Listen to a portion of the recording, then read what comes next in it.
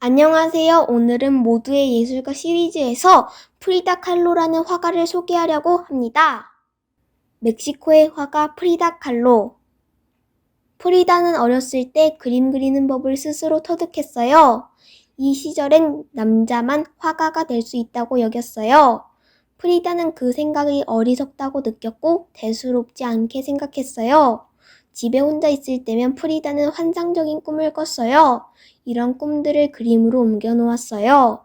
프리다는 그림 그리는 것을 좋아했어요. 프리다는 어릴 때 소아마비를 앓았고 18살 때는 끔찍한 버스 사고를 당했어요. 회복하기까지는 오랜 시간이 걸렸어요. 이때 프리다의 어머니는 딸의 기운을 북돋아 주려고 누워서도 그림을 그릴 수 있게 그림 그리는 판을 만들어 주셨어요. 프리다는 자신의 감정을 그림으로 표현했어요. 그래서 어느 땐 밝은 그림을, 어느 땐 어두운 그림을 그렸어요. 결혼. 이때 프리다가 살고 있던 멕시코의 유명한 화가들은 벽화를 주로 그렸어요. 그 중에서도 디에고 리베라가 가장 유명했어요. 프리다는 디에고에게 자신의 그림을 보여주었는데 디에고는 프리다가 뛰어난 화가라는 것을 단번에 알았어요. 둘은 생각이 비슷했어요. 그래서 점점 둘은 가까워졌고 마침내 사랑에 빠지고 결혼을 했어요. 평등과 벽화운동. 디에고는 사람들이 모두 평등하게 살아가는 세상을 그림으로 보여주려고 했어요.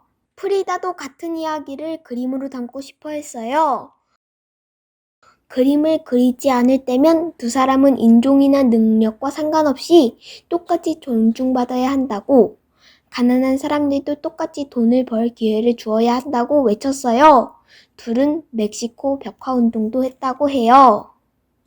그림과 성공. 프리다는 결혼 생활이 그림 그리는 것에 방해가 되면 안 된다고 생각했고 결혼 생활 중에도 많은 그림을 그렸어요. 프리다는 미국에서도 그림을 그렸어요. 하지만 곧 멕시코가 그리워졌어요. 하지만 프리다는 3년 동안이나 미국에 더 있었고 둘은 성공했어요. 프리다는 점점 멕시코가 더 그리워졌어요. 마침내 프리다는 멕시코로 돌아왔고 예전보다 많은 그림을 그렸어요. 프리다는 점점 유명해졌어요. 그리고 멕시코 사람 중 누구도 해보지 못한 뉴욕에서의 단독 전시를 했어요. 그리고 파리의 루브르 박물관에서도 프리다의 작품을 사들였어요. 프리다는 루브르 박물관에 작품이 걸린 최초의 멕시코 화가가 되었답니다. 엔딩.